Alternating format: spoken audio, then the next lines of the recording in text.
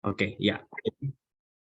Pada dasarnya untuk alat USG dengan menggunakan probe dari convex yang bisa kita gunakan untuk kebidanan ini dapat kita gunakan untuk pemeriksaan-pemeriksaan lainnya, salah satunya untuk pemeriksaan abdomen ini. Karena itulah di sini kami ingin mencoba untuk menunjukkan mungkin apa saja mungkin organ-organ terkait yang akan digunakan, yang biasanya kita lihat dalam pemeriksaan abdomen. Dan juga mungkin nanti sedikit kami akan upayakan untuk bisa melakukan sedikit hands-on mungkin ya secara virtual untuk dapat menunjukkan kira-kira pengaplikasiannya seperti apa. Namun seperti saya sampaikan tadi, tentunya ini merupakan tentunya membutuhkan adanya pelatihan khusus dari Bapak Ibu dokter apabila ingin nanti pun mengaplikasikan secara betul-betul ya untuk USG abdomen ini tentunya membutuhkan ada pelatihan khusus. Namun di sini sifatnya untuk informasi awal dari kami. Dan nanti silahkan apabila Bapak Dokter membutuhkan adanya pertanyaan yang walaupun mungkin tidak berkaitan dengan materi pada hari ini, nanti silahkan dipersilahkan nanti Bapak Dokter dapat untuk bertanyakan langsung kepada kami. Bisa melalui chat ataupun nanti pada saat sesi tanya jawab bisa juga dapat ditanyakan. Baik, tanpa mungkin memperpanjang kembali, saya mungkin langsung saja untuk memulai. Nanti untuk materi pun juga akan kami share di kolom chat. Oke, ini sudah terlihat ya harusnya untuk dari materinya. Saya coba. Oke, ya. Jadi sekali lagi hari ini kita akan mengambil topik utama untuk training ataupun pertemuan online bulanan adalah pemeriksaan USG abdomen. Di mana di sini pemeriksaan USG abdomen ini dimungkinkan juga untuk menggunakan alat USG yang sudah Bapak Ibu dokter gunakan selama ini di puskesmas, karena pertama dari segi unitnya, softwarenya sudah mendukung, begitu juga dengan probe-nya pun juga sudah mendukung. Jadi walaupun kemarin penggunaannya ditujukan utamanya untuk penggunaan dari kebidanan, namun pada dasarnya juga dapat digunakan untuk pemeriksaan lainnya. Kalau kita bicara untuk organ-organ di abdomen, tentunya di sini ada beberapa organ yang terkait. Bisa kita lihat di sistem saluran khususnya saluran cerna ya di organ sistem pencernaan kita. Di sini beberapa organ yang dapat kita lihat mulai dari hepar ataupun liver, di mana hepar ini kita ketahui dibagi menjadi dua lobus, ada lobus yang dekstra atau lobus kanan dan juga lobus yang sinistra, lobus kiri. Di mana nanti ini juga merupakan dua bagian yang biasanya dapat kita lihat dengan menggunakan probe convex ya dengan alat USG tadi. Lalu selain itu di dalam hepar pun juga di sini ada struktur ataupun ada organ yang kita sebut dengan kandung empedu ya atau disebut juga dengan gallbladder. Ini merupakan juga organ yang juga dapat terlihat walaupun khususnya mungkin dalam kondisi pasien yang berpuasa ya itu nanti akan membuat kantung empedu dapat terlihat dengan lebih jelas. Lalu selain itu organ-organ yang sering kita nilai juga itu ada pankreas ya. Di sini ini juga struktur yang sering kita lihat juga. Lalu juga limpa ataupun spleen. Ini juga organ yang sering kita lihat juga.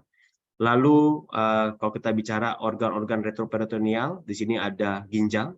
Ini merupakan organ yang juga kita lihat baik di ginjal kiri maupun ginjal kanan ya.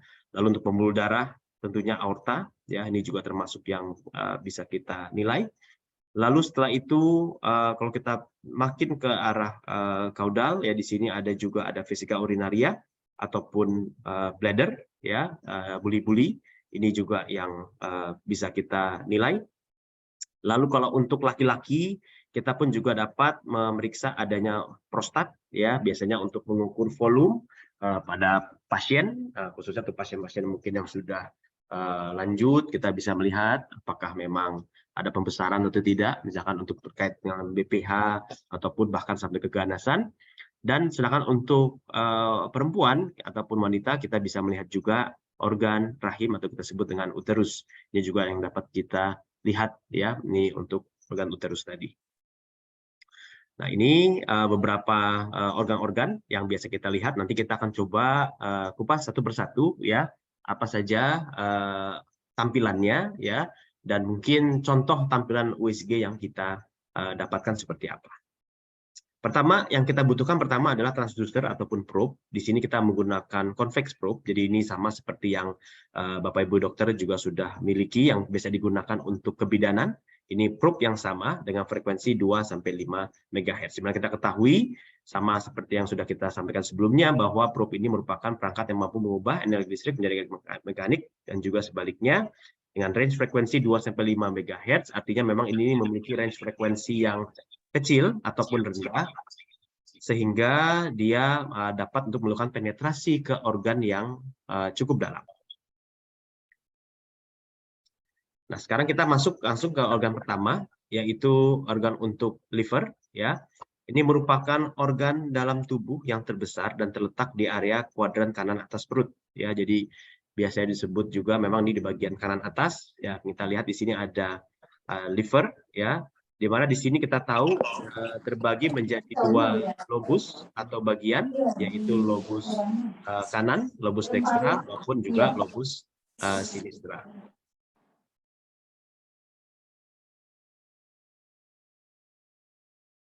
Oke, nah ini. Jadi ini yang lobus dextra, yang bagian yang besar, dan juga untuk yang lobus kirinya.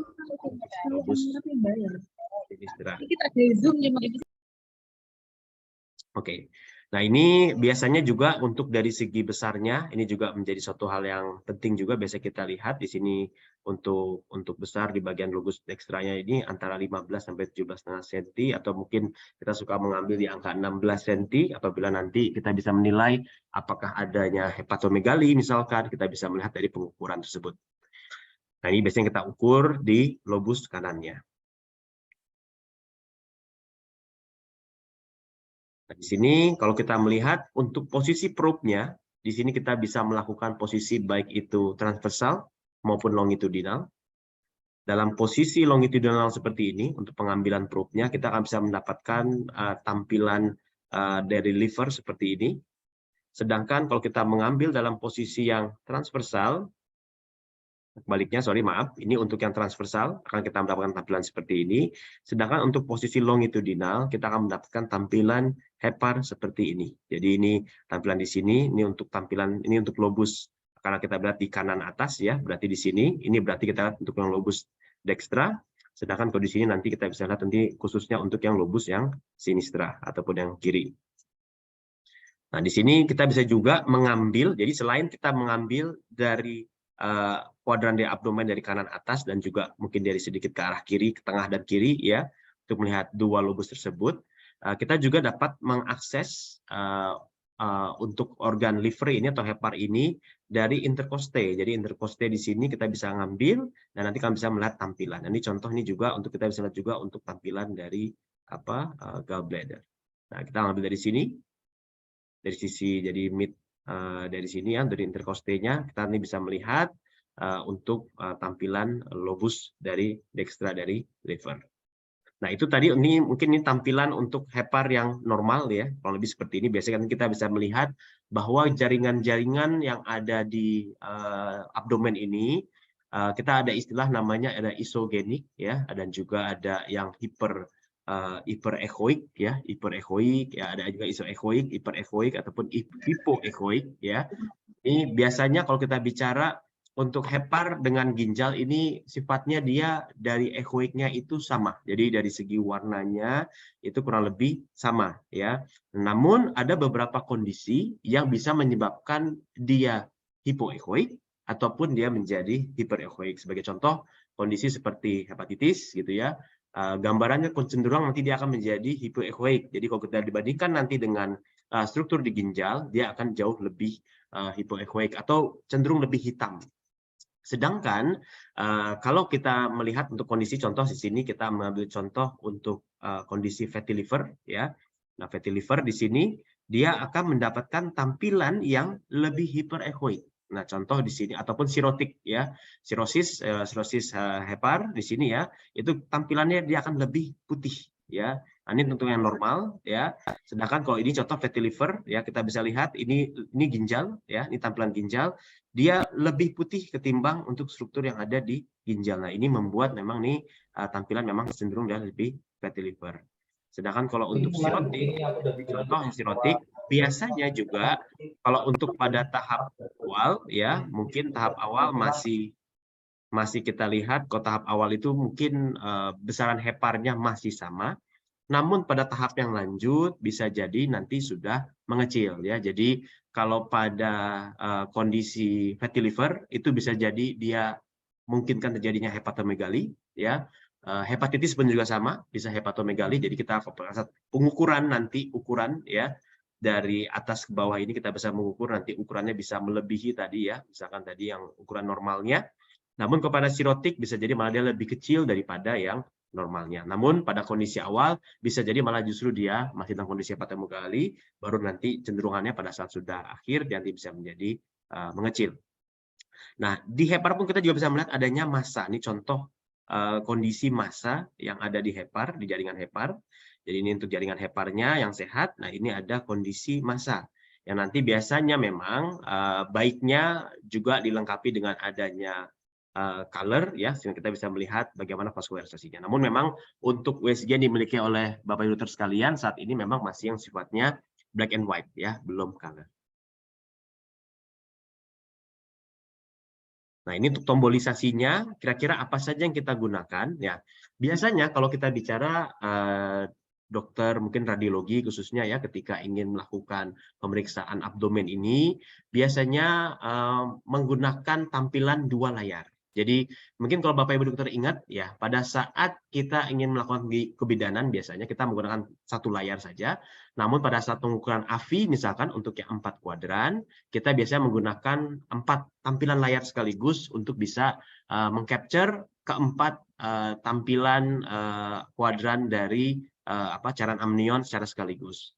Nah, sedangkan tapi kalau untuk penggunaan pemeriksaan abdomen ini, mayoritas kita menggunakan teknik untuk penampilan 2 layar. Jadi tombolnya tetap sama, menggunakan tombol dual yang biasa Bapak Ibu dokter gunakan. Biasanya kalau untuk 4 layar kita mencatat tombol 2 kali ya, sedangkan kalau di sini kita mencatat tombol sekali saja. Jadi ada tampilan kiri dan kanan. Kenapa ini biasa dilakukan? Karena tadi ya contoh untuk pemeriksaan di hepar biasanya tadi ya yang dinilai itu adalah lobus dextra dan sinistra.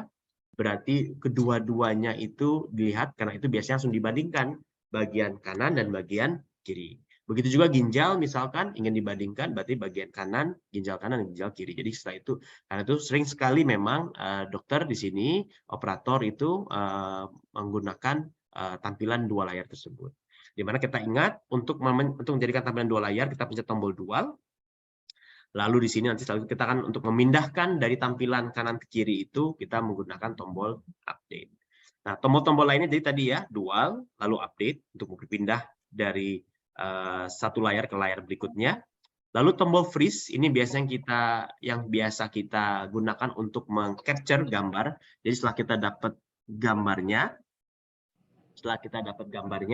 nanti setelah itu bisa untuk kita lakukan, kita lihat dalam pengukuran, setelah kita lakukan freeze. Lalu di sini, nah kalau mungkin pada saat di pengukuran di kebidanan, Bapak dokter biasanya kita menggunakan tombol measurement ya dok ya?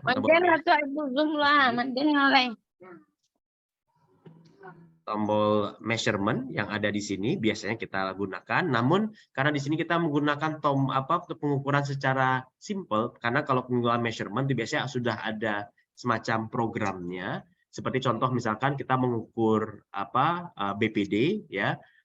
Dengan mengukur tombol measurement, mengukur BPD, otomatis nanti dia bisa mengukur estimasi taksiran dari usia kehamilan ya, maupun juga estimasi kapan partusnya ya, EDD-nya ya. Namun di sini karena kita tidak membutuhkan sampai seperti itu, biasanya di sini kita hanya menggunakan tombol distance di sini yang biasa kita gunakan, atau distance jarak ya, kita bisa mengukur dari satu titik ke satu titik lainnya. Jadi nanti ini hanya ukurannya hanya bersifat berapa sentimeter. Lalu tombol enter biasanya kita gunakan untuk mengkonfirmasi, misalkan untuk pada saat kita mau pengukuran dapat satu titik, kita enter, tarik garis lagi, baru setelah itu kita pencet enter lagi ya. Jadi itu yang kita lakukan. Lalu trackball tentunya ini untuk memindahkan, dan juga jangan lupa untuk tombol save. ketika kita ingin menyimpan gambar yang tadi ada, ya, karena alat tidak otomatis langsung men-save, ya, kalau kita melakukan freeze. Jadi kita hanya dapat menyimpan data gambar tersebut kalau kita menekan tombol save itu tadi. Lalu tombol probe exam ini biasanya kita gunakan untuk memilih nanti jenis pemeriksaan apa yang mau kita gunakan. Kalau kita ingat di kebidanan, biasanya kita ngambil yang 1T ataupun 2+3T, namun di sini kita nanti bisa memilih pemeriksaan untuk yang abdomen. Nah, berikutnya di sini untuk organ kita lihat ada juga gallbladder, ya. Di sini gallbladder di sini kita bisa melihat di bentuknya dengan adanya common bile duct ataupun CBD di sini, ya. Lalu ada ductus cysticus dan juga di sini ductus hepaticus, ya. Nah, di sini yang biasanya bisa kita lihat juga, ini kita bisa melihat tampilannya mungkin kalau ini masih sama di kuadran kanan atas juga.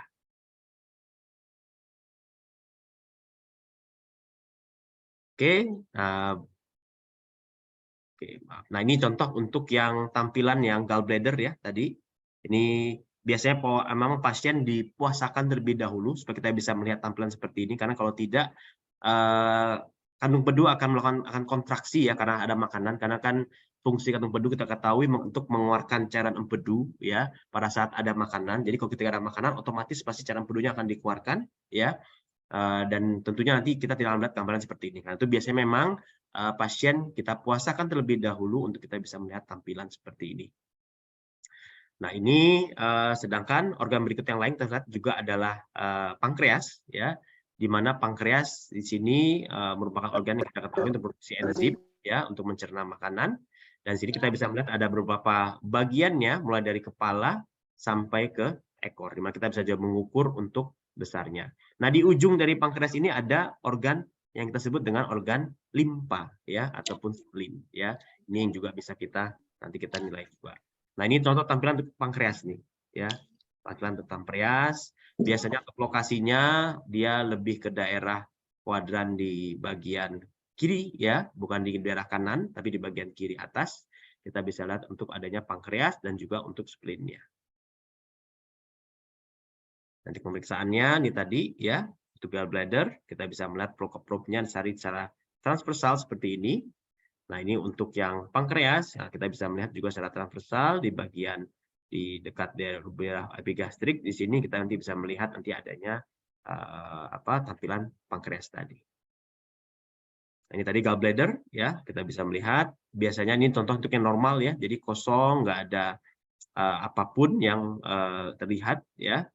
Nah, namun di sini kadang kita bisa melihat juga adanya ini contoh batu, ya, batu empedu, ya, gallstone atau cholelithiasis, ya. Jadi di sini kita bisa melihat biasanya di sini kalau di sini artinya ada multiple, ya, kadang ada 1 ataupun 2 ataupun mungkin seperti ini bisa sampai ada 3 lebih dari 1. Biasanya nanti yang diukur hanya yang terbesar saja berapa ukurannya. Jadi kita bisa lihat, atau ini tampilan cairan empedu, ya, ataupun sludge, ya, kita bisa lihat.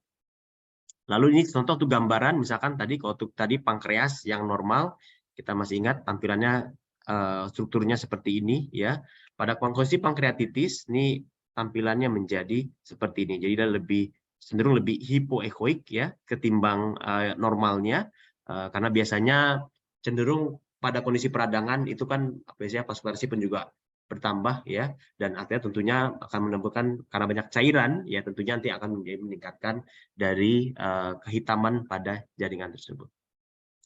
Tombol lisisnya juga sama, ya, dengan yang tadi hepar tadi, kita bisa menggunakan tombol dual tadi untuk menampilkan. Biasanya kalau untuk gallbladder bisa digabungkan juga misalkan dengan pankreas, ya, bisa jadi karena tadi berdekatan, ataupun misalkan tidak pun juga tidak masalah. Lalu di situ kita bisa bahkan update untuk berpindah, freeze, ya, di situ untuk mengukur, ya, besaran, ya, lalu juga untuk enter, trackball, dan juga tentunya tombol save. Lalu berikutnya untuk organ yang kita juga sering kita lihat, yang tentunya pada pemeriksaan abdomen adalah organ ginjal, di mana di ginjal ini memiliki fungsi kita tahu untuk memfilter, ya, darah yang nanti akan diekspresikan menjadi urin, ya. Dan di sini kita tahu nih untuk bagian-bagian dari ginjal yang bisa kita lihat. di mana nanti tentunya beberapa kondisi patologis yang mungkin umum bisa kita lihat, tentunya adanya batu ataupun mungkin adanya kista ya yang bisa kita lihat pada struktur ginjal. Nah, ini untuk pemeriksaannya di sini posisinya juga sama di kuadran kanan atas untuk ginjal kanan dan juga di kuadran kiri atas untuk di ginjal kiri. Dengan tampilan, dengan posisi probe kurang lebih mungkin sekitar seperti longitudinal, tampilan seperti ini tampilan untuk heparnya dan ini untuk ginjalnya. Jadi biasanya terkadang kita juga meminta pasien juga untuk menarik napas ya untuk bisa memperlihatkan ginjal juga dengan lebih baik. Ini contoh untuk tampilan ya struktur di ginjalnya. Ini contoh untuk tampilan ginjal yang normal ya.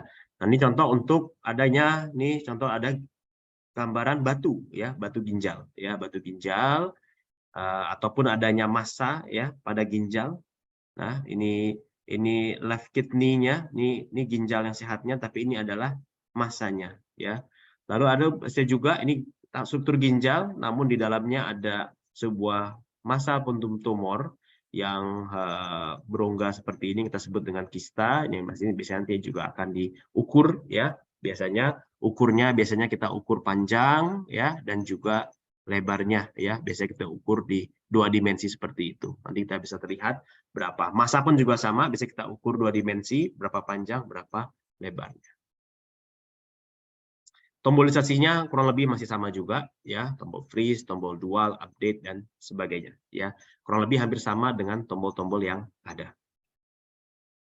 Nah, berikutnya juga di sini ada limpa ya. Kalau di limpa sini kita bisa lihat nanti di kuadran kiri atas ya, kita lihat tadi berdekatan dengan pankreas ya, bahwa spleen ini juga kita bisa mengetahui ada beberapa kondisi klinis yang bisa mengaruhi ya. Contoh pada kondisi splenomegali misalkan ya, kita tahu pada infeksi virus misalkan itu ada terjadi kondisi misalkan adanya splenomegali. Jadi kalau kita konfirmasi dengan memang adanya pembesaran pada limpa, memang di situ kita ketahui berarti memang adanya kondisi-kondisi tadi splenomegali tadi.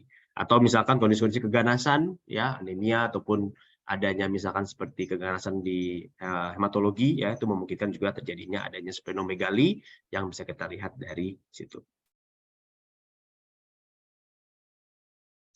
Ini juga aorta ya tadi ya, untuk tampilannya aorta apabila kita pasangkan probe-nya ini kurang lebih secara longitudinal, tampilan seperti ini dia mendatar ya, sedangkan kalau kita melihat kalau nanti posisi transversal nanti posisinya akan berbeda.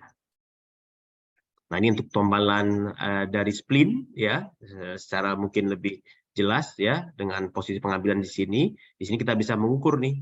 Nah, tadi distance-nya ya kita ukur, jadi kita pencet dis nanti akan muncul cross seperti ini, kita arahkan di sini, lalu kita pencet enter, kita tarik garis di sini, lalu kita pencet enter kembali. Nanti akan muncul di sini contoh dia 5,77 cm. Kalau kita lihat di sini tadi dari besarannya berarti dia masih dalam besaran yang masih normal ya, belum ada tidak ada perbesaran.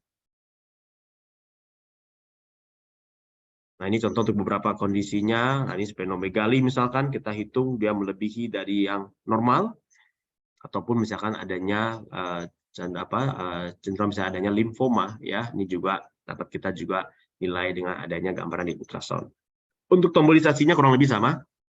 Jadi tombolisasinya untuk segala macam organ yang tadi ada kurang lebih hampir sama dengan apa yang ada kita. Nah, berikutnya di sini kita bisa melihat juga untuk organ yang lainnya, yaitu adalah prostat. Yang kita ketahui pada laki-laki ini adalah vesika urinaria ya, ataupun buli-buli. Di sini kita mengetahui di sini ada kelenjar prostat, yang dimana kita di sini biasanya kita bisa mengukur volumenya ya. Nah, jadi kalau tadi beberapa bagian atau struktur seperti massa ataupun kista tadi kita mengukurnya itu panjang dengan lebar saja, sedangkan kalau di sini kita mengukur volumenya. Kalau mengukur volume, otomatis berarti memang ada 3 dimensi yang harus kita ukur. Karena itu biasanya dalam pengukuran prostat kita mengambil nanti teknik ada dua pengambilan gambar. Yang pertama gambaran gambar seperti ini secara transversal, dapat tampilan seperti kita mendapatkan panjang dan juga lebarnya. Dan juga nanti kita mengambil secara longitudinal sehingga kita bisa posisi dari samping, kita bisa melihat tebalnya. Jadi nanti dengan 3 pengukuran tadi kita bisa mendapatkan volumenya. Dan ini normal sekitar 15 sampai 20 mili. Nah, ini contoh untuk tampilan bladder maupun prostat. Nah, ini kalau kita untuk tampilan secara secara transversal ya, kita bisa lihat secara transversal mendatar seperti ini untuk buli-bulinya, sedangkan di bawahnya ini adalah untuk gambaran dari prostatnya. Sedangkan kalau di samping ini kalau kita secara longitudinal, ini untuk tampilan dari buli-bulinya ya, jadi menyamping ya, bukan di atas posisinya di sebelah kiri ya. Dan ini untuk tampilan dari prostatnya. Jadi biasanya kita nanti akan mengukur nih panjang ya, lebar, dan juga nanti ada untuk tebalnya. Kita nanti bisa mendapatkan 3 pengukuran dan kita bisa mendapatkan volume dari prostatnya. Nah, tombol-tombolnya di sini, kita di sini ada beberapa jenis tombol. Ya, mungkin yang membedakan dengan yang tombol yang tadi, kita bisa menggunakan tombol MEAS ya. Sama seperti untuk kebidanan, di sini kita bisa milih nanti parameter volume 3 aksis ataupun prostat ya. Nanti kita bisa mengukur, nanti bisa langsung alat nanti setelah kita mengambil atau otomatis akan mengeluarkan ada 3 pengukuran, kita bisa garis. Jadi kita biasanya mengambil 2 gambar, tampilan secara transversal, tampilan secara longitudinal. Nanti setelah itu kita nanti pencet tombol MEAS ya, kita freeze ya untuk tombol MEAS ya. Nanti kita bisa pilih nih volume 3 aksis ataupun prostat, nanti akan muncul ada kita bisa mengambil 3 pengukuran tadi. Lalu tadi ya, setelah pengukuran enter, menggunakan trackball juga lalu save. Dan berikutnya di sini juga ada organ seperti uterus ya. Uterus di sini merupakan organ yang yang pada wanita yang letaknya juga tentunya di bawah kandung kemih ya, dan kita bisa melihat nanti baik transversal maupun dari longitudinal. Nah, ini untuk tampilan secara longitudinal. Jadi ini adalah buli-buli ya. Ini untuk uterusnya, kita bisa melihat ini tampilan uterusnya. Jadi secara longitudinal akan tampilan seperti ini menyamping ya. Ini kalau kita bisa melihat ini adalah endometriumnya ya. Jadi bisa terlihat untuk garis endometriumnya. Bayangkan ya, ini nih untuk uterusnya ya. Ini kita bisa terlihat seperti itu. Nah, sedangkan ini untuk posisi yang transversal. Kalau transversal ya berarti dia posisi itu vesika urinaria, ini untuk uterusnya. Nah, di sini pun juga sama, kita bisa melihat adanya beberapa kondisi, contoh pada uterus di sini ada miom ya, kita bisa mengukur biasanya nanti panjang dan juga lebarnya nanti akan muncul di sini angkanya ya. Pada prostat tadi ya kita bisa mengukur, ini tadi contohnya untuk yang pada prostat kita bisa mengukur tampilan yang transversal. Ini untuk tampilan yang misalkan untuk panjangnya, lebarnya, dan juga nanti untuk yang bagian sampingnya. Sehingga kalau kita volumenya memang besar, contohnya volumenya kalau terlihat ya 94 cc, artinya jelas memang ada pembesaran pada prostat. Embolisasinya kurang lebih hampir sama juga. Nah, kalau kita bicara sistematika ya, user ataupun operator yang melakukan pemeriksaan abdomen itu biasanya memang dimulai dari kuadran kanan atas ya. Biasa kita mulai posisi sudah dalam kondisi dual ya, dua layar, kan biasa memulai pasti dari sisi kanan ya. Jadi kita mulai dari sisi kanan tadi ya, untuk bagian lobus dextra ataupun hepar bagian kanan. Lalu setelah itu kita lanjutkan, kita pencet update ya, pindah ke layar sebelah kirinya, kita bisa melihat untuk lobus yang sinistranya. Baru setelah itu nanti bisa berpindah ya, kita bisa save, kita tuh pindah ke sini, kita bisa pindah ke untuk melihat kondisi gallbladder ya, dan juga untuk pankreas. Lalu setelah itu kita bisa lanjut kepada ke ginjal kanan dan juga ginjal kiri ya. Baru setelah itu kita bisa melihat misalkan untuk gambaran seperti aorta ya, untuk limpa. Lalu setelah itu baru vesika urinaria dan juga prostat dan uterus. Jadi biasanya ini sistematika ataupun urutan pengukurannya. Walaupun mungkin di sini ada beberapa organ yang mungkin masih ada beberapa tambahan yang mungkin bisa kita lihat, misalkan seperti usus, itu pun juga memungkinkan, walaupun mungkin nanti biasanya memang sudah spesialis yang bisa melakukannya ya.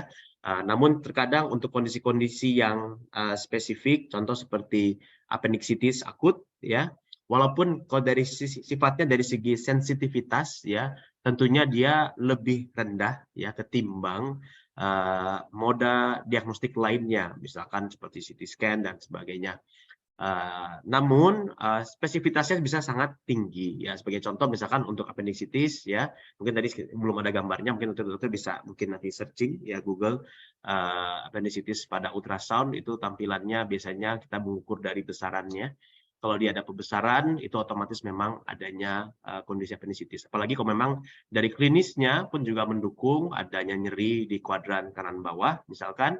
Lalu biasanya memang untuk teknik untuk pemeriksaan untuk appendicitis akut, misalkan appendicitis akut ya misalkan, kita bisa secara sistematis kita mengurutkan gitu ya dari kuadran kanan gitu ya, kita urutkan ke bawah gitu ya, sesuai dengan urutan dari apa tuh kolon gitu ya, dari kolon apa ascendant kita turun ya sampai kita bisa mendapatkan apanya appendixnya. Atau kita bisa juga secara yang memang langsung ke tempat yang memang pasien mengeluh nyerinya tersebut. Misalkan nyerinya dia tunjukkan ke daerah situ, kita akan coba telusuri, kita lihat di bagian yang nyeri tersebut, kita lihat misalkan akan terlihat adanya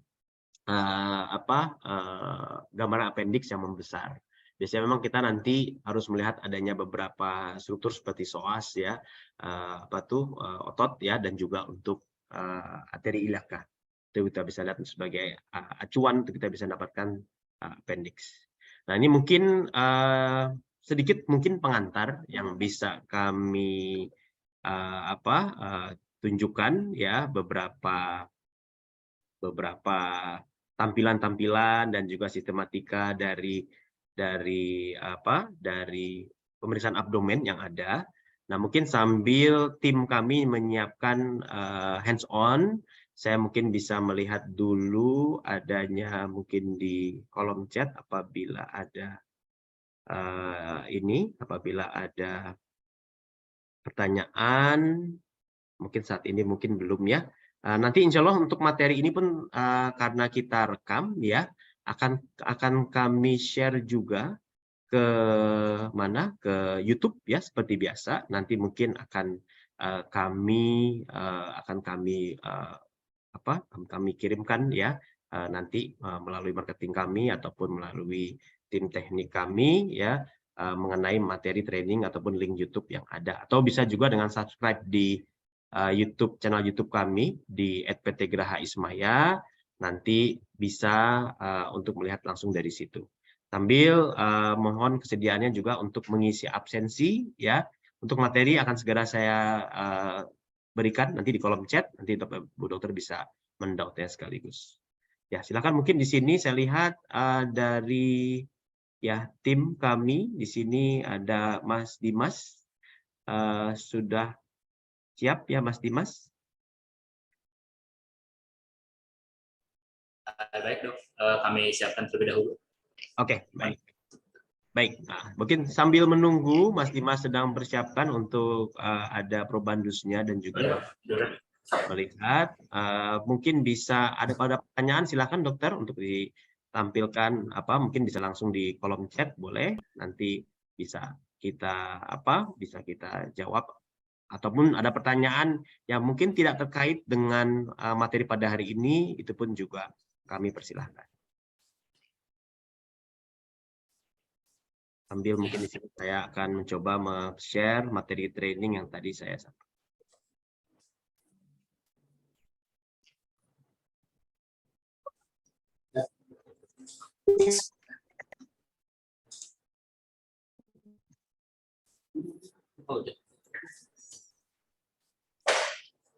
Ya, jadi posisi pasien itu posisinya dia supine ya. Lalu pasien diminta untuk mengangkat untuk bagian abdomennya ya. Dan setelah itu nanti pasien diminta untuk mengangkat tangannya ya, kedua tangannya. Sip. Ini dibuka semuanya. Ya, jadi di sini nanti dokter bisa melihat di sisi kiri bisa melihat nanti untuk posisi peletakan probe-nya, dan di sisi kanan ini nanti adalah contoh gambaran dari USG-nya. Ya, ini mungkin untuk sebagai awal saja, nanti seperti itu. Nah, kebetulan juga ada pertanyaan Dr. Rikman Hakim, izin bertanya untuk cara printnya, bagaimana pengaturan tombolnya. Ini tergantung nanti dokter menggunakan printernya apa, dok. Apabila dokter menggunakan printer, misalkan printer thermal, ya, Sony, dokter nanti bisa menekan dengan tombol printer, namun sebelumnya nanti bisa kita atur dengan printer setup, ya, dengan apa tuh key setup-nya untuk bisa melihat. Oke, mungkin silakan dulu sebelum sambil bisa dimulai ya, Mas Dimas. Silakan. Baik, dokter.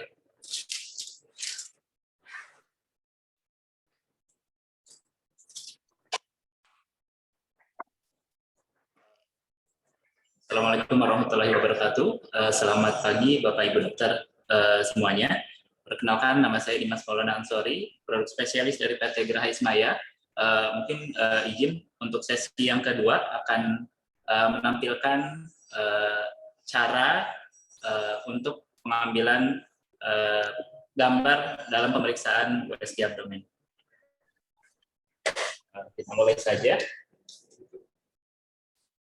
Mungkin yang pertama yaitu untuk penempatan marker, biasanya berada di sebelah kiri atau berdekatan dengan posisi user saat pemeriksaan USG abdomen.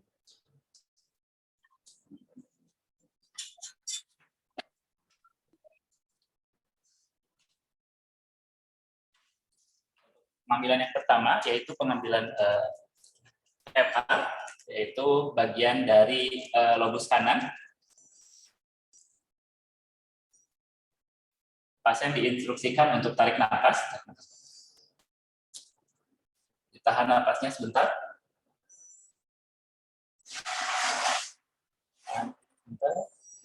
Kemudian apabila sudah mendapatkan gambaran yang jelas atau maksimal, user bisa menekan tombol freeze. Nafas biasa kembali.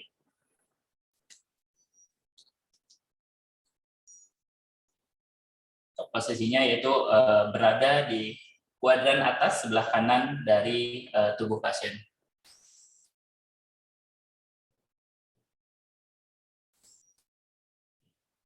Kemudian untuk pengambilan yang kedua, yaitu untuk lobus sebelah kiri, posisikan transducer longitudinal atau long axis, di mana untuk markernya diarahkan ke arah kranial atau ke arah atas dari tubuh pasien. Tempelkan di area tengah dari tubuh pasien. Kemudian arahkan pasien untuk tarik nafas. Tarik nafas. Tahan nafasnya sebentar. Kemudian user bisa melakukan teknik swiping, baik itu ke kanan ataupun ke kiri, sehingga untuk dapat menghasilkan hasil tampilan gambar yang jelas atau maksimal. Bisa di-freeze. Atas biasa kembali.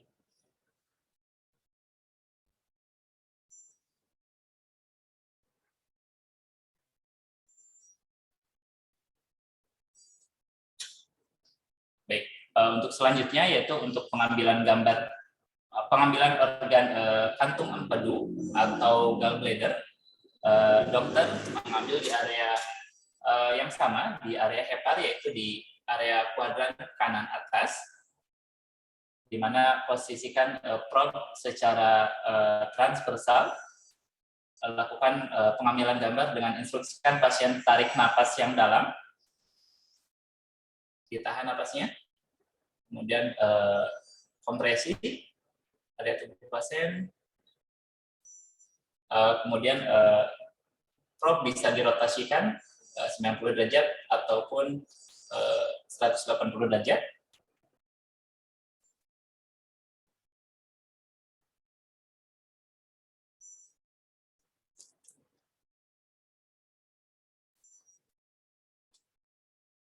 Tekan tombol freeze. pada tampilan USG, user atau dokter bisa melihat tampilan dari kantung empedu pasien, di mana untuk tampilan empedunya tidak maksimal dikarenakan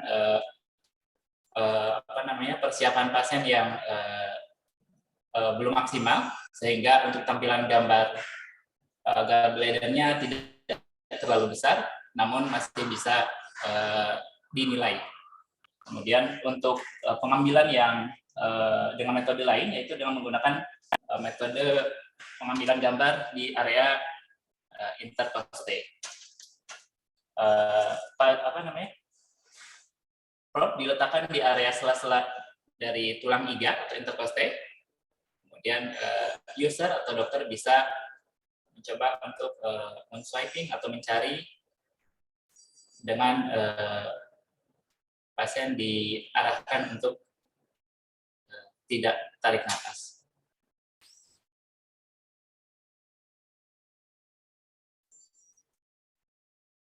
Kita bisa lihat untuk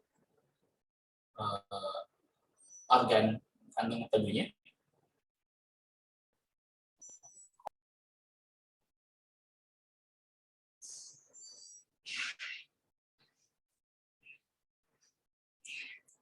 Yang merupakan tampilan dari ribs atau tulang iganya yang hampir superposisi dengan area organ kantung empedu. Harus saya ya. Bentar, Bu ya.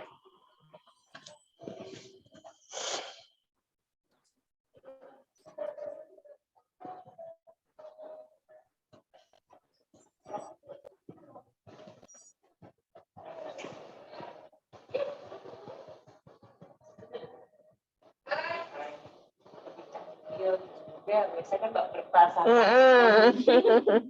yang punya ketik. Iya.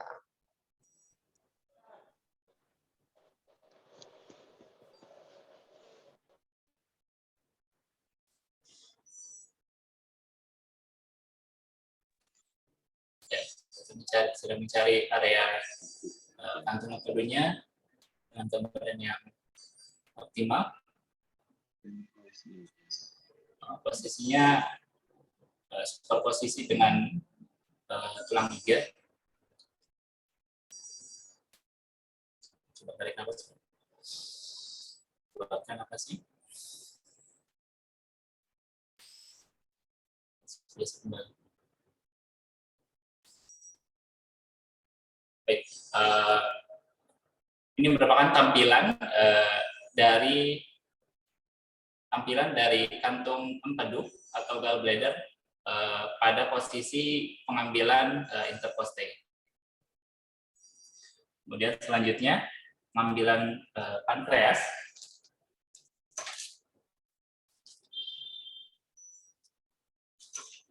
Letakkan probe secara transversal, di mana untuk instruksinya pasien hanya diarahkan untuk tidak tarik nafas. Kemudian untuk probe-nya kita atur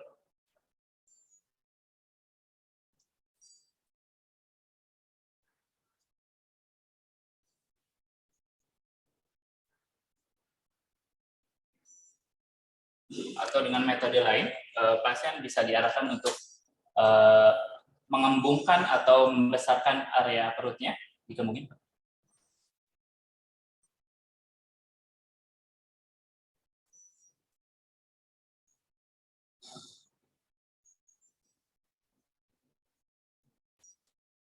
Pas biasa kembali.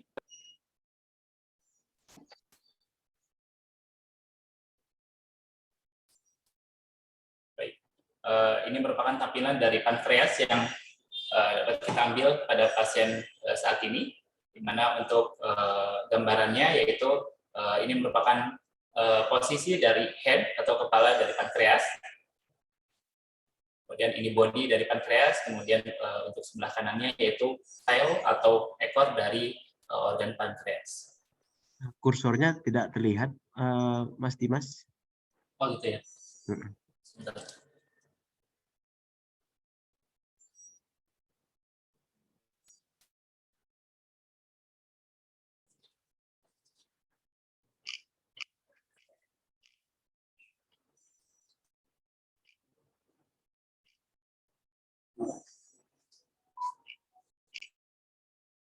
Ya, sudah terlihat Mas Dimas.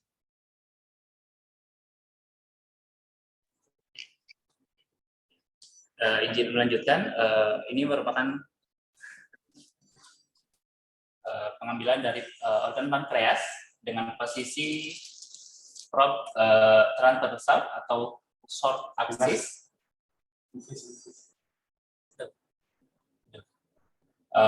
Untuk posisinya yaitu sebelah sini merupakan bagian dari kepala atau head organ pankreas. Kemudian untuk area tengahnya merupakan body dari organ pankreas itu sendiri.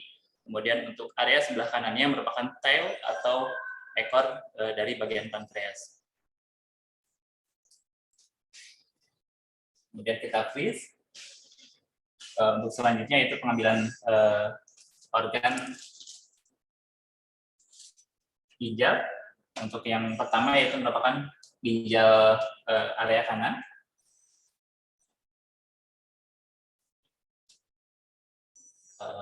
Untuk posisi dari probe-nya itu yaitu longitudinal, di mana diposisikan di samping dari tubuh pasien.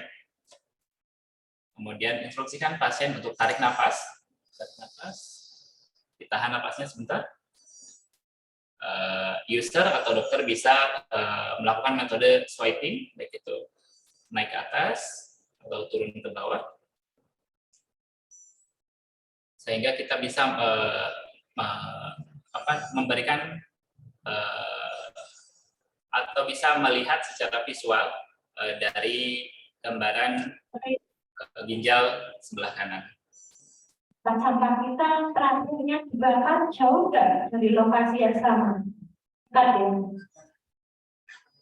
Sampai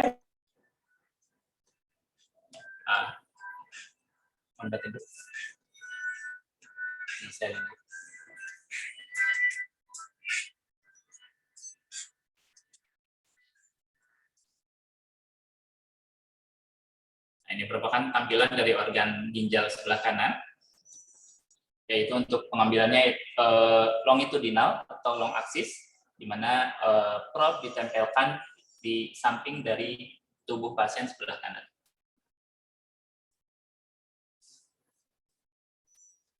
Dan selanjutnya, pengambilan gambar ginjal sebelah kiri.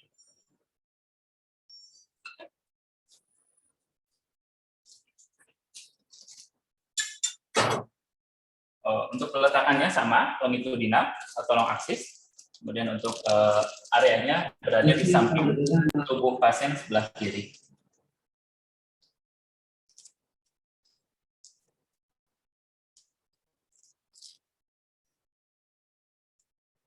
Instruksikan pasien untuk tarik nafas yang dalam.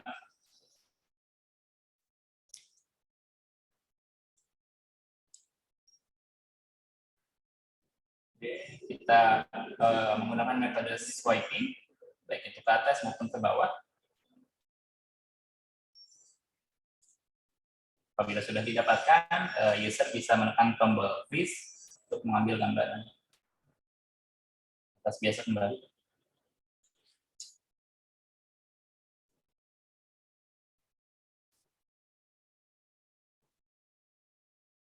Kemudian selanjutnya untuk pengambilan gambar area spleen atau limpa, untuk posisinya sama, yaitu di area samping tubuh pasien sebelah kiri, namun untuk posisinya lebih ke atas atau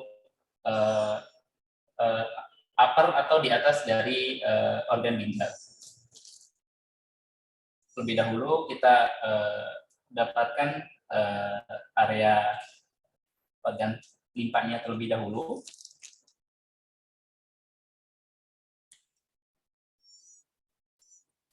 Kemudian arahkan pasien untuk tarik nafas.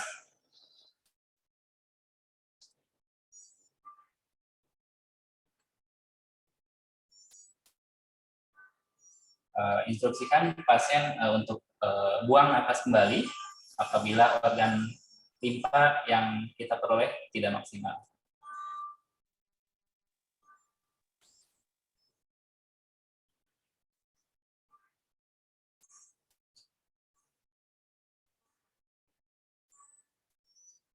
Ini merupakan tampilan dari organ limpa pada pasien saat ini,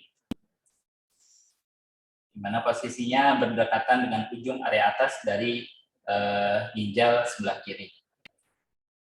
Untuk posisi probe-nya sama, longitudinal atau long axis, di mana untuk markernya diarahkan ke area atas atau kranial dari pasien tersebut.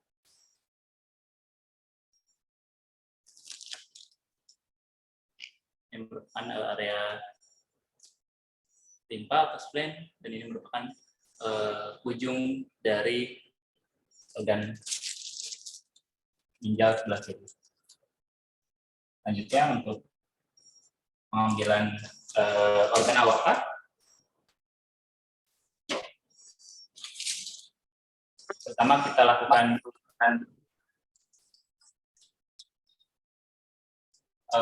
lakukan scanning transversal, kemudian kita telusuri ke area bawah. Mau, Dek. Siapna, Dek. Kemudian kita rotasikan probe ke posisi longitudinal atau long axis.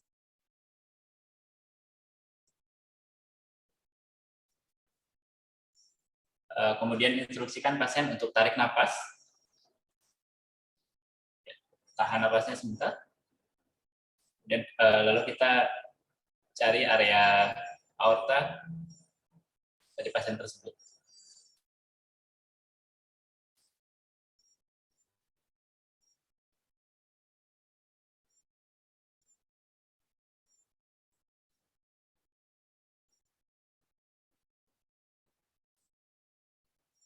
Pas biasa kembali. Coba tarik nafas yang dalam. Ditahan sebentar.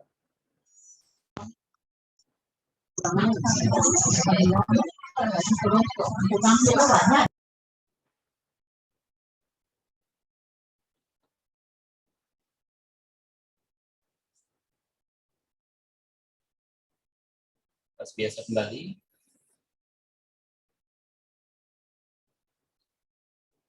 Tarik napas yang dalam. Ya, tahan sebentar napasnya.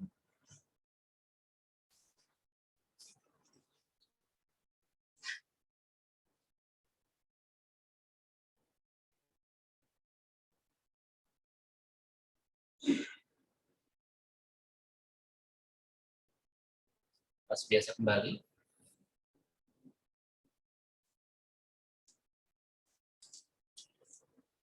Ini merupakan area aorta, mana untuk pembatas dari pembuluh darahnya cukup terlihat dengan jelas, di mana untuk area atasnya berada adanya organ lobus dari hepar sebelah kiri. Kemudian untuk selanjutnya pengambilan kantung kemih atau vesika urinari, di mana untuk pengambilannya pasien diinstruksikan untuk tahan untuk buang air kecil, di mana fungsinya untuk menampilkan visual kantung kemih secara penuh atau full, sehingga nantinya kita bisa menampilkan atau melihat organ prostat yang berada di area belakang dari vesika urinari. Untuk posisi yang pertama yaitu pengambilan secara transversal.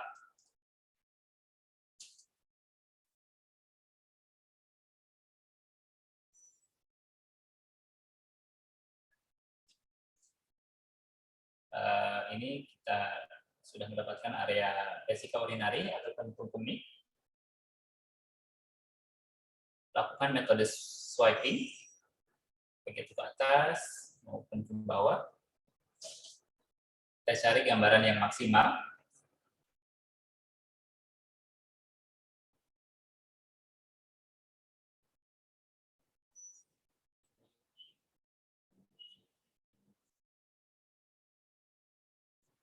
Untuk keadaan pasien saat ini posisi kantung kemihnya tidak terisi dengan penuh, mungkin dikarenakan sebelumnya telah melakukan buang air kecil. Untuk pengambilannya yaitu transversal, di mana user atau dokter bisa melihat area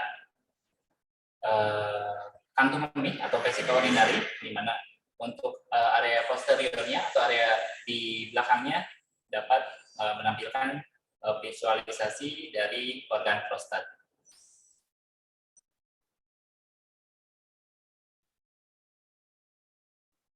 Kita lakukan metode swiping ke atas maupun ke bawah. Selanjutnya, apabila sudah mendapatkan area vesica urinary maupun prostat secara optimal, dokter bisa menekan tombol freeze, lalu dilanjutkan dengan pengambilan gambar vesica urinary beserta prostat secara longitudinal atau long axis. Untuk posisi probe-nya kita rotasikan 90 derajat. Ini merupakan tampilan dari pengambilan gambar secara longitudinal atau long axis.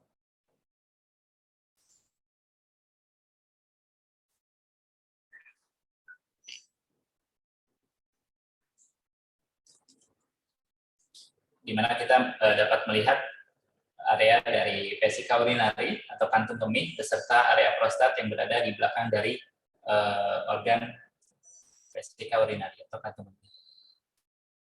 Biar kita lakukan metode swiping, baik itu ke kanan maupun ke kiri, sampai menemukan gambaran yang optimal.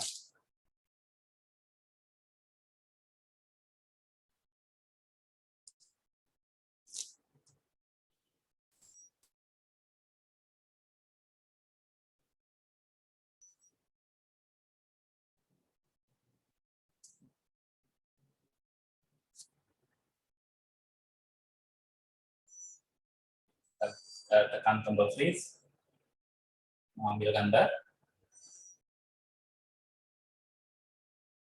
Nah, ini merupakan untuk tampilan pengambilan gambar vesica urinary beserta prostat untuk posisi longitudinal. Kemudian untuk pengambilan organ pada pasien wanita, pengambilannya sama, yaitu baik itu mau longitudinal maupun transversal terlebih dahulu. Untuk tampilannya yang sudah kita lihat di tampilan slide pada sesi pertama, di mana untuk posisinya yaitu di bawah atau di belakang dari posisi organ vesica urinary.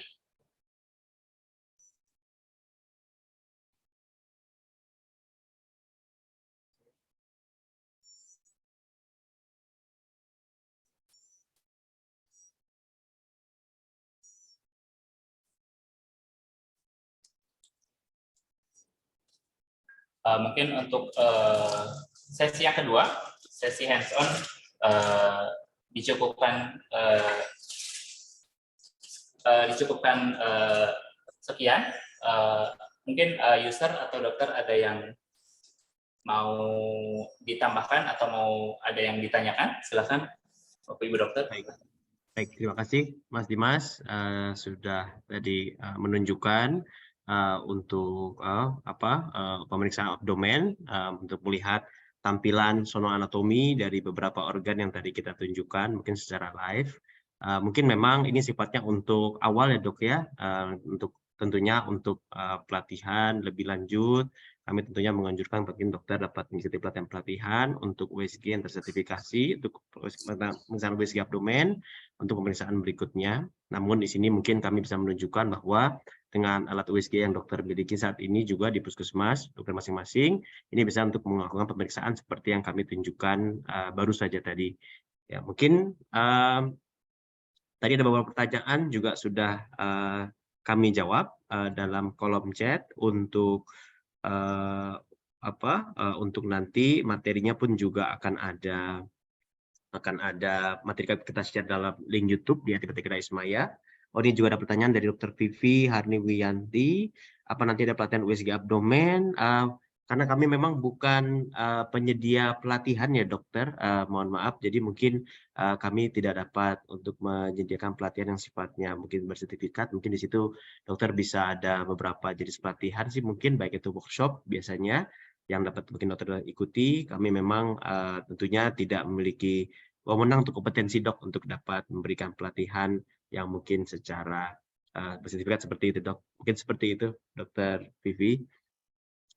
Mungkin apabila ada pertanyaan juga terkait penggunaan alat USG dari kami, misalkan untuk penggunaan lainnya yang mungkin tidak terkait dengan penggunaan abdomen, juga dapat mungkin ditanyakan.